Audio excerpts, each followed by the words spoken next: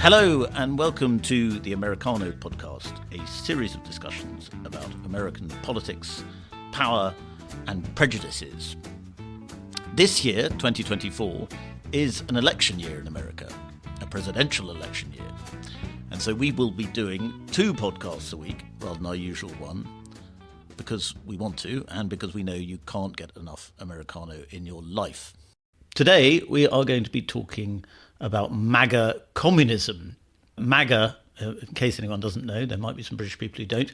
MAGA stands for Make America Great Again, which is obviously the movement most associated with Donald Trump. And communism, most people know what communism is, but it's quite a strange combination of things. I am delighted to be joined to discuss this strange concept by Haz al-Din, who is one of the leading theorists of MAGA communism and one of its big influences online and elsewhere. Haz, thank you very much for coming on to Americano. I'll start with the obvious question. What is MAGA communism? Well, MAGA communism is a slogan, it's an analysis, it's an overall strategic perspective, which is based on the idea that the MAGA movement in 2015-2016 marks, and especially Trump's election, marks a new chapter in the history of American politics and requires that communists in this country need to gain a new perspective. They've kind of just been out of touch from the American working class for a very long time. They've lacked any kind of basis or justification for even being relevant. And the MAGA movement, or MAGA, is reorienting politics, not just in America, but you could argue on a global level. There's this tendency for politics to be refocused toward the question of national sovereignty, toward the question of a more national specificity, after this era of so-called globalism. And we found, very intriguingly, that it had never been questioned very much by American communists. The question of whether America is sovereign, whether we have sovereignty as our own country. But it's clear from MAGA, at least from our perspective, that there's a contradiction between American sovereignty and the demands necessary for the maintenance of the global American empire, if you will. From the communist anti-imperialist perspective, this makes MAGA a viable basis from which to re-articulate the relevancy of communism in the new age. Well, that's very interesting. Let me carry on with another obvious question, which is Donald Trump, in his speeches, often talks about the need to get rid of communists and Marxists and so on. Doesn't that make you slightly out of line with what MAGA is? I regard that as very superficial. I regard Trump's words, I regard even his political leadership in general, because I will be the first person to argue that in 2016, Trump betrayed his base after taking power. He didn't introduce many radical changes. He didn't drain the swamp. He didn't do any of the things that he promised.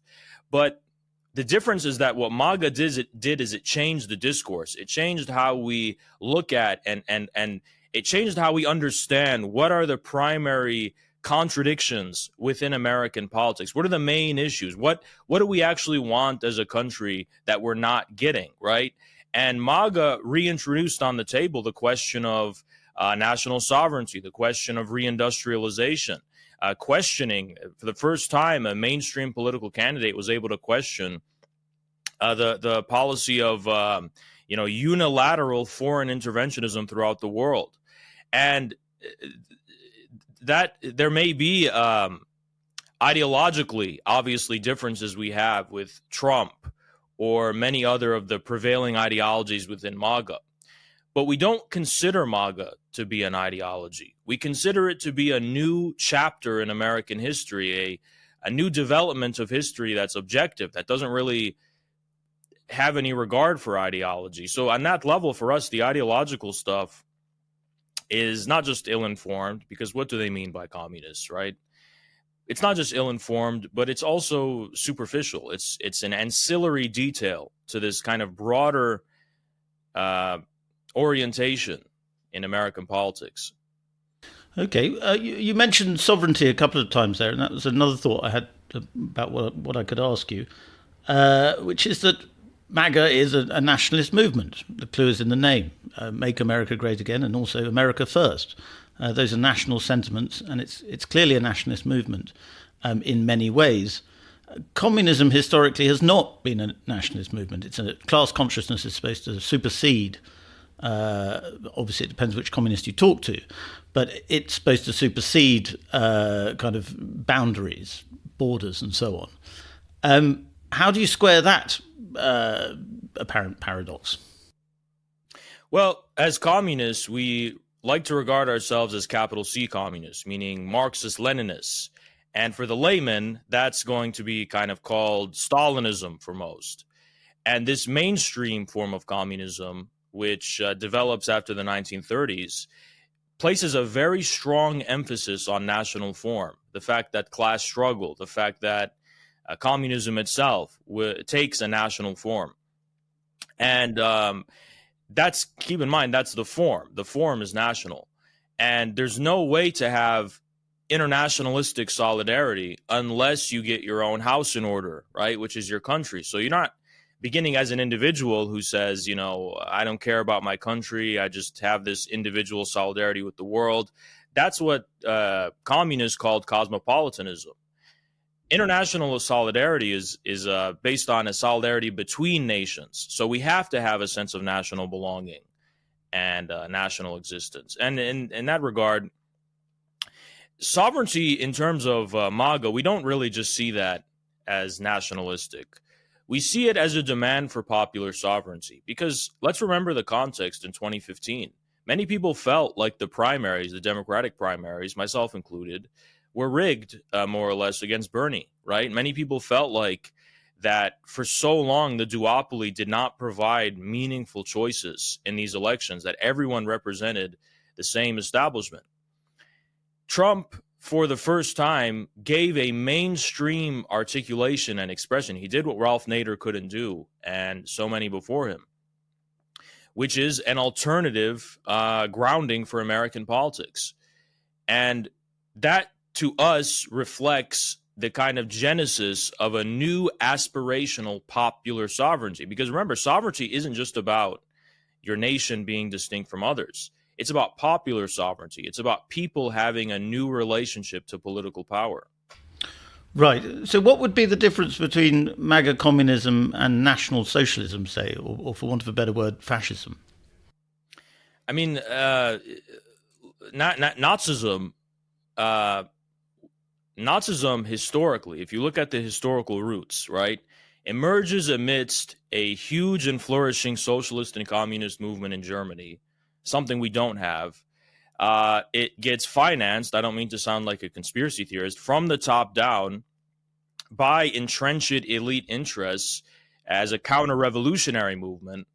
And it rises to power, being appointed on that basis, and so on, in order to embark upon a policy of war for the sake of protecting the hegemony, the elite monopoly, financial and industrial capitalist class.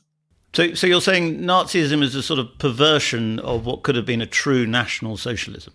No, absolutely not. The notion of National Socialism, that phrase is an opportunistic attempt to hijack the then well-existing and already national informed communist and socialist movements. The KPD, for example, the Communist Party of Germany, they adopted the Comintern's policy of and this was always the orthodox policy for communists, of patriotism, of placing a strong emphasis on the national form. Ernest Thälmann, the leader of the Communist Party of Germany, he constantly talked about the pride and love he had for his nation in Germany. So it's not saying that it's National Socialism means that you're making the content itself national, right? But only the form is national. So that would be my way of rejecting the association. But America First, and if you like, economic policies that help put America first, are about American workers first, putting American workers first. I'm not sure that's always been what communism has done.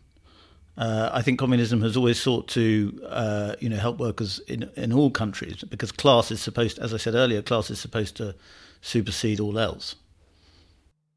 I think that was more Trotsky's view, but for all of the mainstream communists historically, of course, you put your own nation's workers first. You put the workers of the nation you live in first because that is the basis, that is the context in which communism can develop. It has to be a national context. It has to assume a national form. It doesn't assume the form of some enlightened individual who claims that they're above their own nation and their communities and declares this kind of unilateral, universal solidarity with the world. Internationalistic solidarity, for example, like when East Germany would fund third world liberation movements with arms around the world, or the Soviet Union did the same. That would be an example of the internationalism you're talking about. But they would only have been able to be put in a position of being able to have that solidarity once they got their own house in order, once they put their own workers first.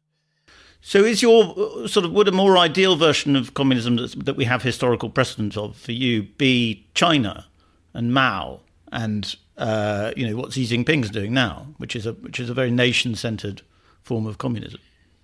Yeah, I mean, MAGA communism, this kind of understanding of America, this analysis, it draws heavily from what they call in China Xi Jinping thought, which is a new synthesis and contribution to Marxism-Leninism. And we're basically applying that to the American context. Yes, I do think, you're inevitably going to rub up against what a lot of people consider to be the founding ideals of America, which it's about individual freedom and happiness. Do you think that you risk sounding slightly ridiculous applying this in an American context?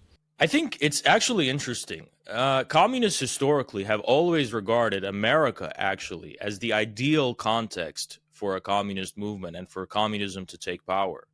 And the reason for that is because America basically, to use a British term, they discarded all of the medieval and feudal rubbish that was in Europe, more or less. And yes, slavery was still existed here, but then we had the Civil War and so on. And then we basically have a country which has as a founding and core principle the view that all men are created equal, the view that nobody has a higher rank than someone else just because of the blood or where they're born or where they're from.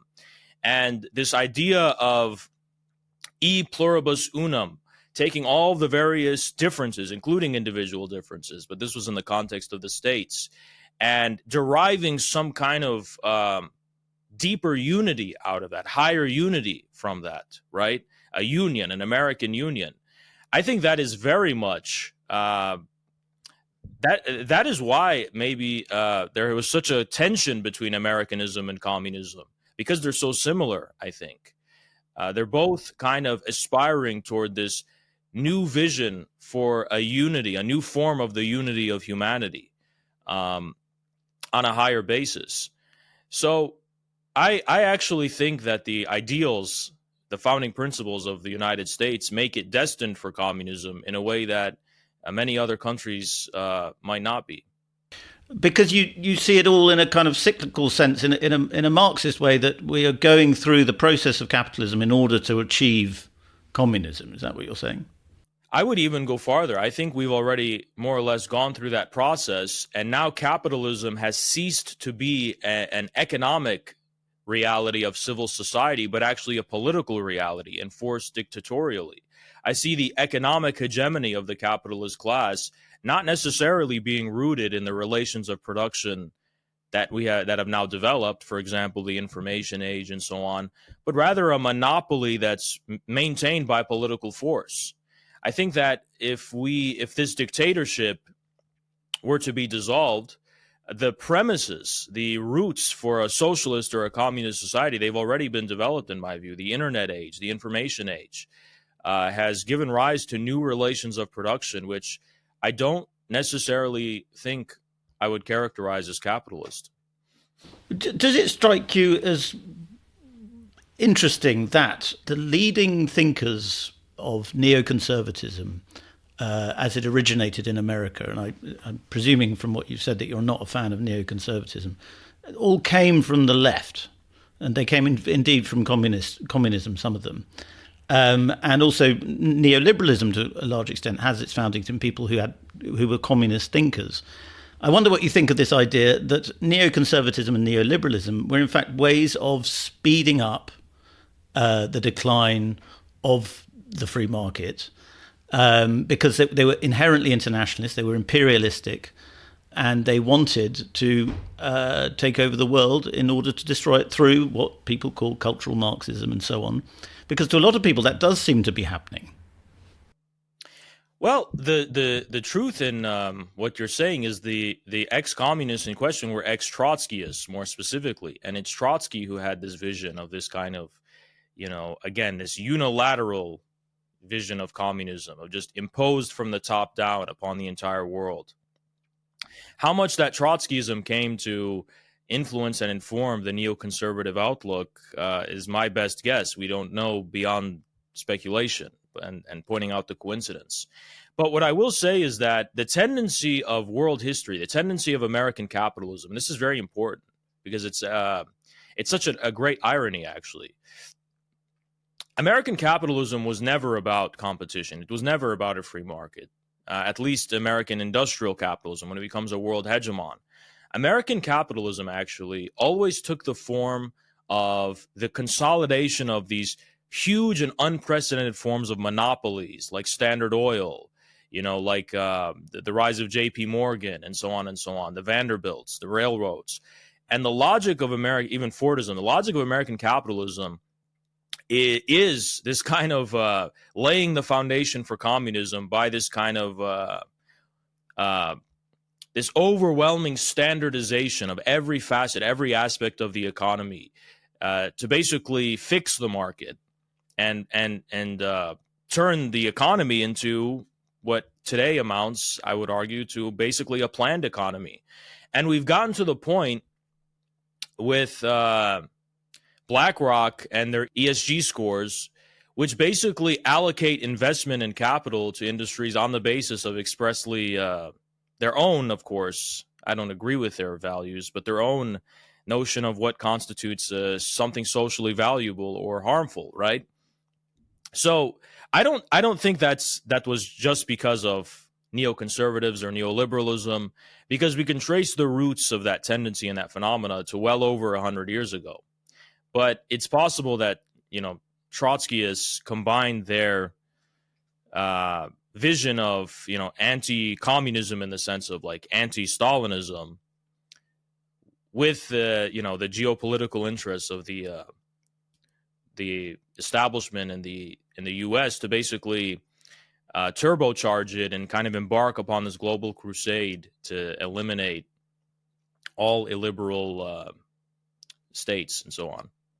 So, forgive me if I'm not quite following what you're saying. You're saying that the American economy, or the modern global economy, dominated as it is by America, is becoming a kind of planned economy and maybe corporatist, a sort of alliance between big business and governments. Is that what you're saying? And that is a precursor to a possible communist movement? I think it's already heavily planned. I think it already is basically a planned economy. If you look at how the oil industry it's run like a planned economy. But do I think that was a necessary prerequisite for communism? Not necessarily, because the prerequisites for communism, developed much, much earlier. But it's gotten to this point where the incompetence of Western communists has made the dictatorship of the ruling capitalist class totally uncontested.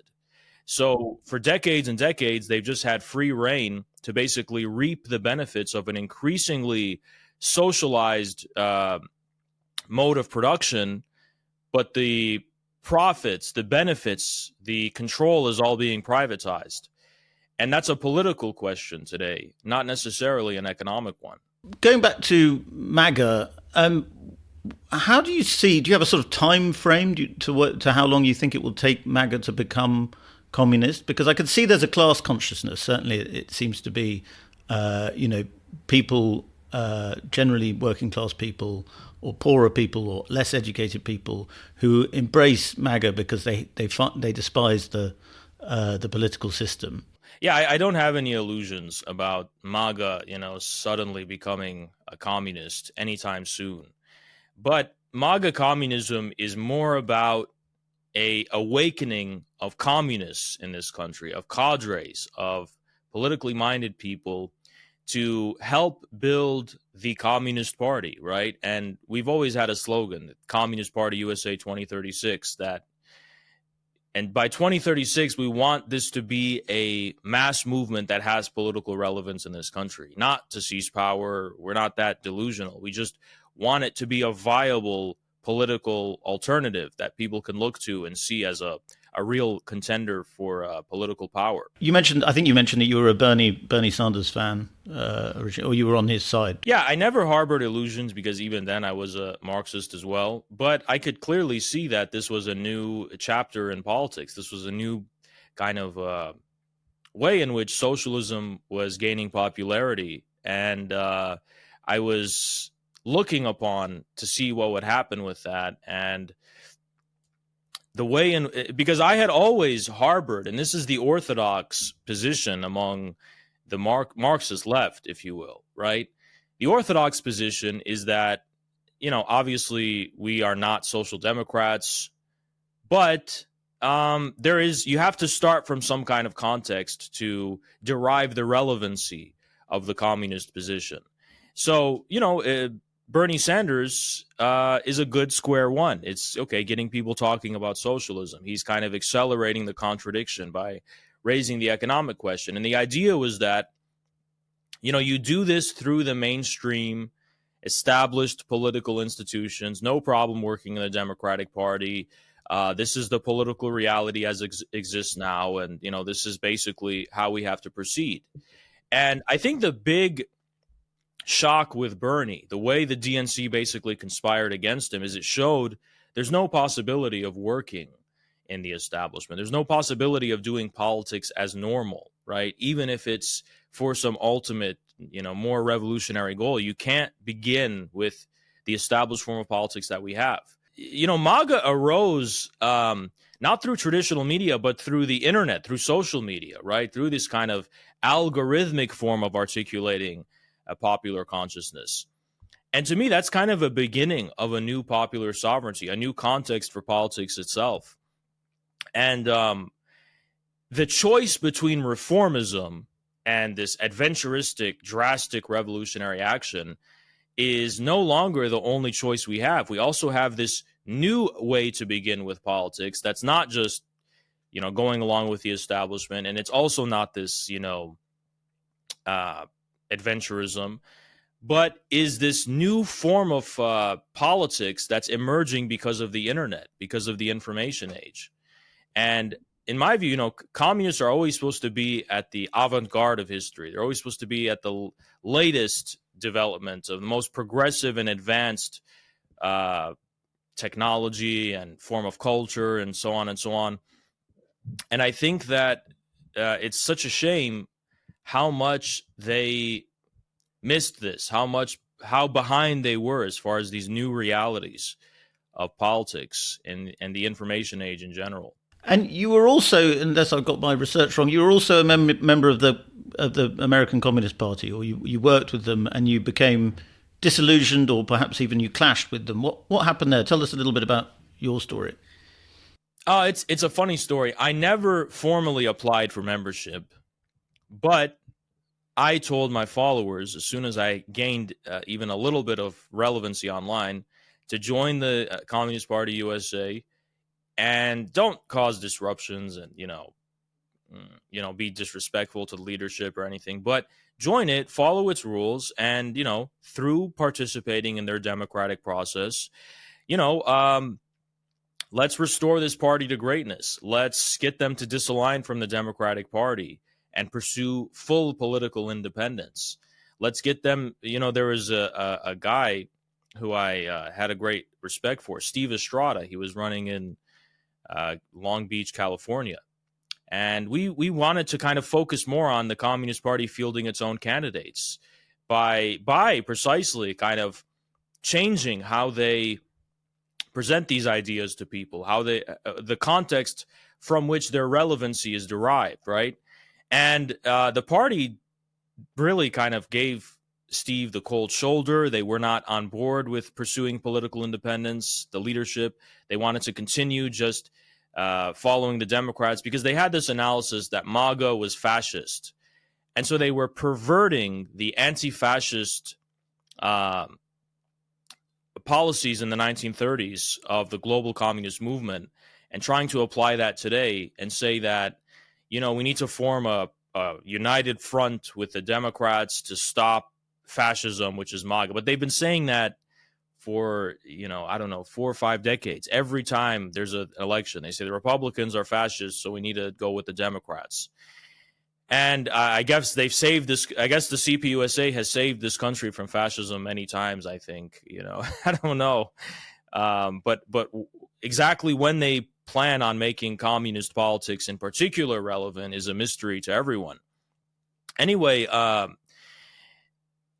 eventually, there are these kind of more woke, I don't know what to call them, leftists. This is a newer phenomena. It was always foreign to the communist movement. And they did not approve of us because of our political incorrectness, because we didn't agree with these kinds of ideas, like the notion that it's realistic to call American workers settlers living on stolen land, that they don't have a country because it's all stolen, and yada, yada, yada, that we should burn the American flag. We didn't agree with these things.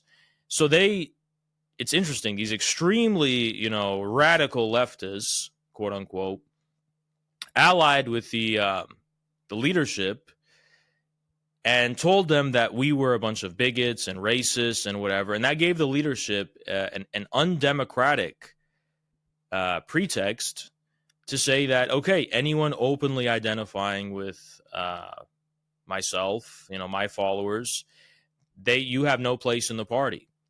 So immediately I told my followers to basically not bring up their views, to just go along, just follow the rules, but continue to work within the party to eventually change their ridiculous and undemocratic policy. Now, just recently, I don't mean to bore you, but this is important. Now, just recently, they had their 32nd National Convention. And every 4 years, they have these conventions to decide party policy and strategy and leadership and so on.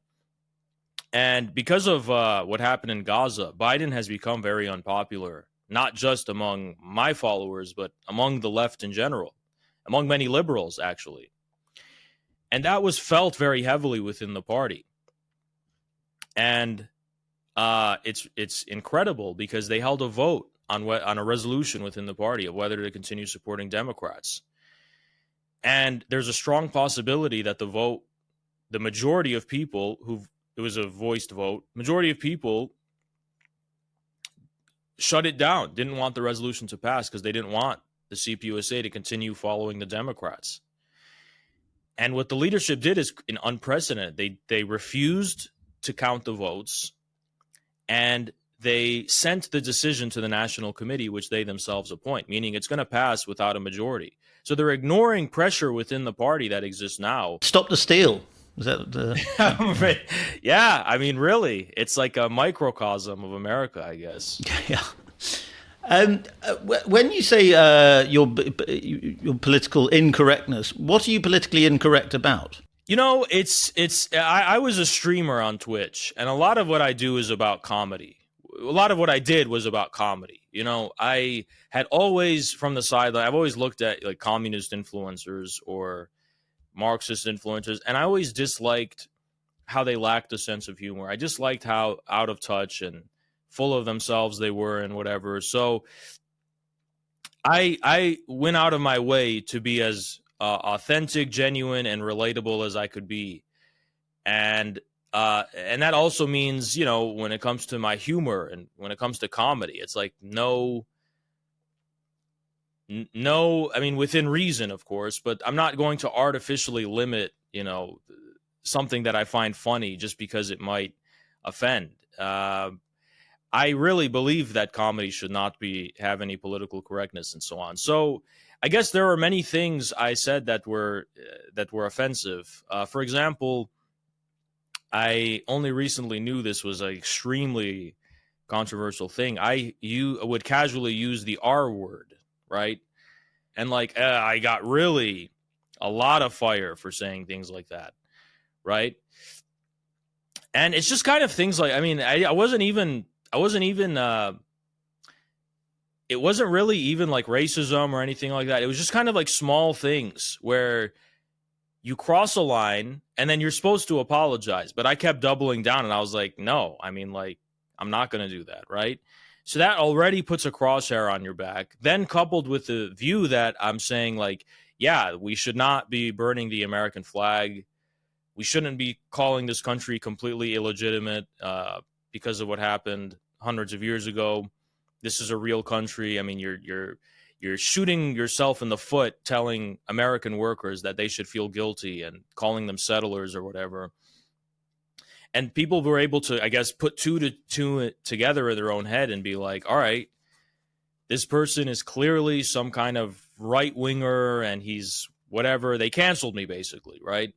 Well, is your main problem with Western leftism then that, wokery and so on is all about identity politics, and you think it should really be about class struggle?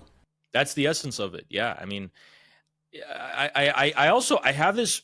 It's been a problem since the post-war period, the 60s, the 70s, where the things that motivate people to become communists are no longer the same as they were like 100 years ago. Like 100 years ago, I imagine people became communists out of this kind of selflessness, this kind of devotion to a higher cause that they dedicated their whole lives to, that there wasn't much social capital or value to be gained from.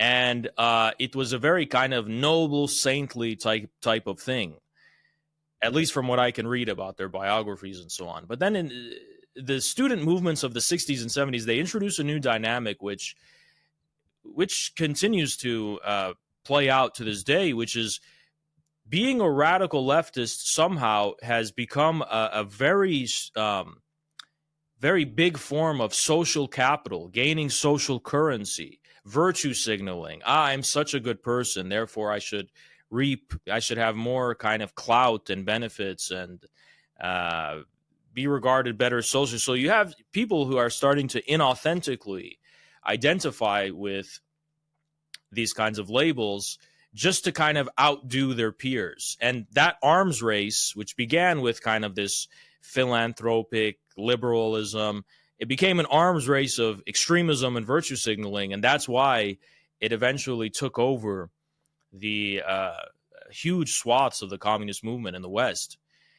That is a very new phenomena, and learning how to bypass and circumvent that phenomenon. I mean, I think I've made maybe a contribution, which is that communists are probably people that will have to deal with being canceled, will have to deal with being ostracized from careers, from platforms even, and so on and so on. And just by not going with what's trendy and what's popular, but by being faithful to the principle, by being faithful to the history, the outlook of Marxism, Leninism, and refusing to compromise that. And I think that's what's gotten me in trouble. But the reason, and I'm not trying to just be edgy and shocking. I mean, in my past as a streamer, I had just gotten started out with that, and things were much more incendiary and inflammatory as they are now. But I do think there's a lot of value to be gained from, just as a square one, how to filter out the right kinds of communists. Well, the ones that are just trying to pander to gain, virtue points, brownie points, whatever you want to call it, I don't think those people will have any place in a future communist movement.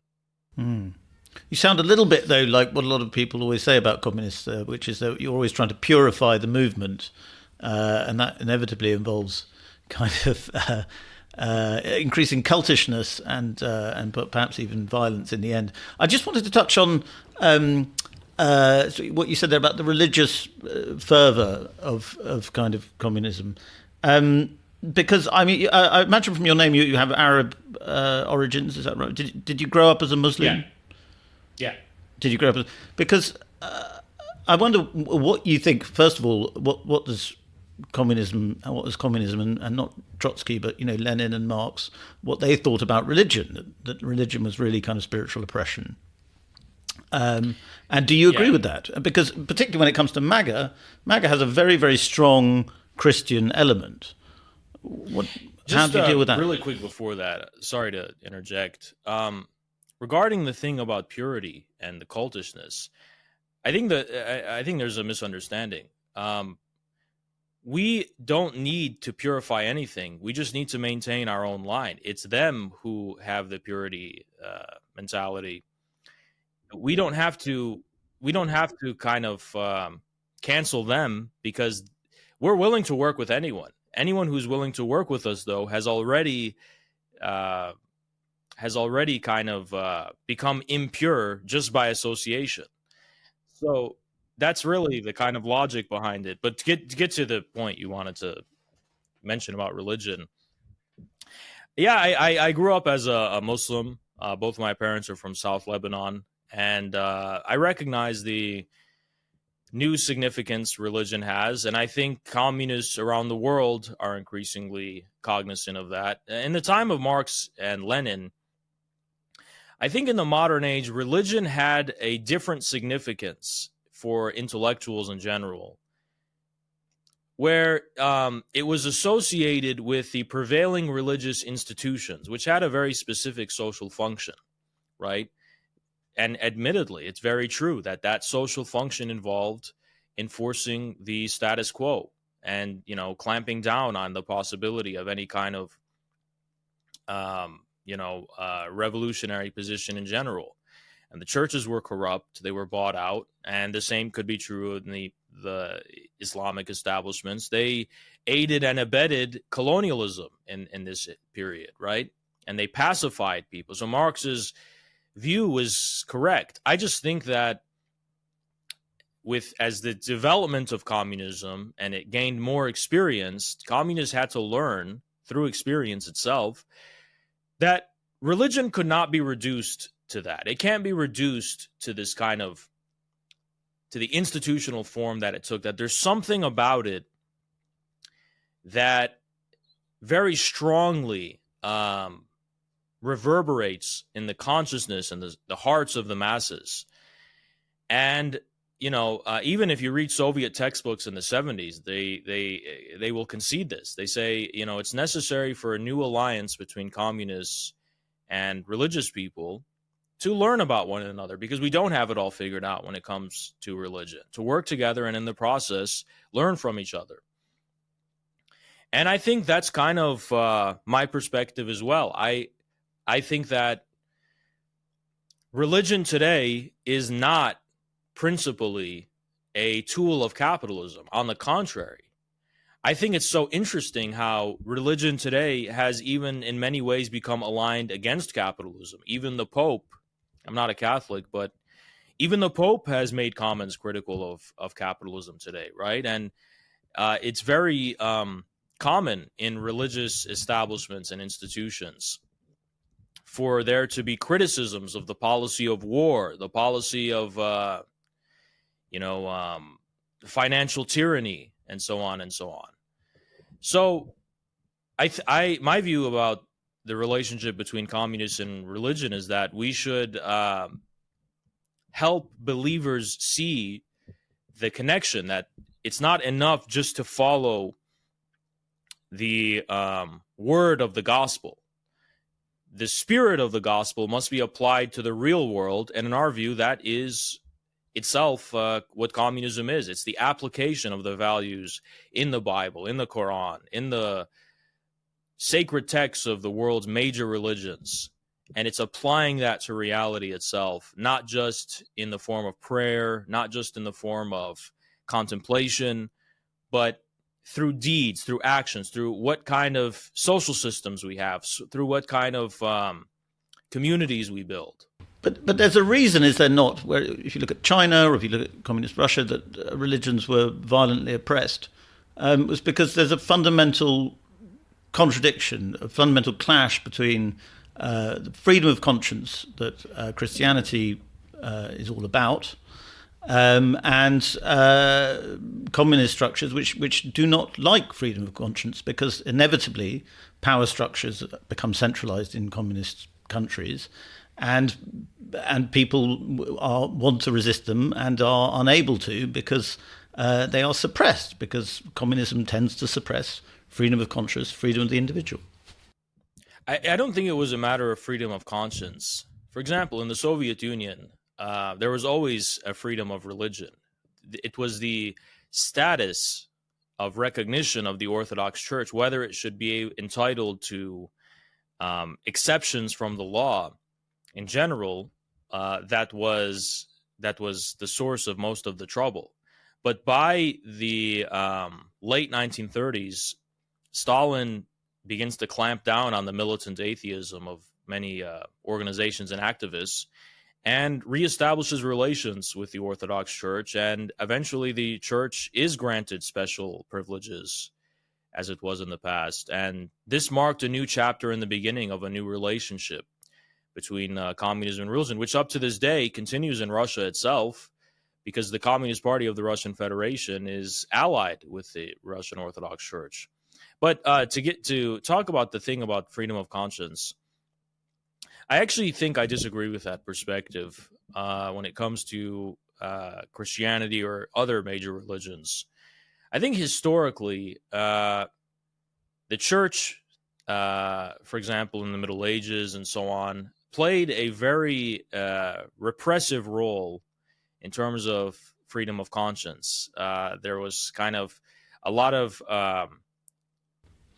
that's undeniable. Intolerance. Yeah, that's undeniable. But I mean, there was the Enlightenment, which I think you could very definitely argue has Christian origins, and there was liberalism sprang out of that, and the Catholic Church, although it wasn't always comfortable with the Enlightenment, certainly has believed for hundreds of years now in freedom of conscience. Yes, I think maybe, but I don't know, hundreds of years. I think the Catholic Church was forced to concede that because of these kinds of anti-clerical liberal revolutions and movements which gained traction in the 19th century and the 18th century, which usurped its political authority in many ways. But I do agree that it's part of the religion in essence, like how it should be, basically, that there is freedom of conscience. But I would also then say it's the same thing when it comes to communists. If you look at the words of Stalin or Mao and Lenin and Marx or whatever, they also believed in freedom of conscience, right? They believed that everyone should be entitled to have whatever belief, whatever outlook, whatever view they that is true to their conscience. Should be free to make any kind of criticism they like. So in the future, when you're, say, Chairman Has of the People's Republic of America, you would allow religion in your benevolence? I mean, it's such an honor to be granted this this hypothetical role. But yes, I mean, a communist party rising to power in America would not only tolerate religions, but I think would do more to promote religious values than liberalism is able to, by actually recognizing. See, in the Soviet Union, the connection wasn't necessarily always recognized. It's after the Soviet Union dissolves that people like Putin will say, well, the moral guide for the moral code for communist builders, it was like the Soviet Bible or something. He's like, all of this is in the Bible. It's all biblical values, right? There's that biblical foundation that's there. It just was never officially recognized. I think there's so much room for being able to have a dialogue with religions, to recognize the commensurability, even in many cases, the identity shared between communism and religion. So to answer in short, yes. Hazel, it's been great to have you on the Americano podcast. I do hope we'll get you on again. Very interesting to hear your unique, as far as I'm concerned, perspective. Well, thank you so much for having me on. It was a pleasure. That's all for this episode of the Americano podcast. I'd like to thank my brilliant producer, Natasha Feroz, and urge you to leave a generous, kind, and warm-hearted review of this podcast on whichever platform you listen to it.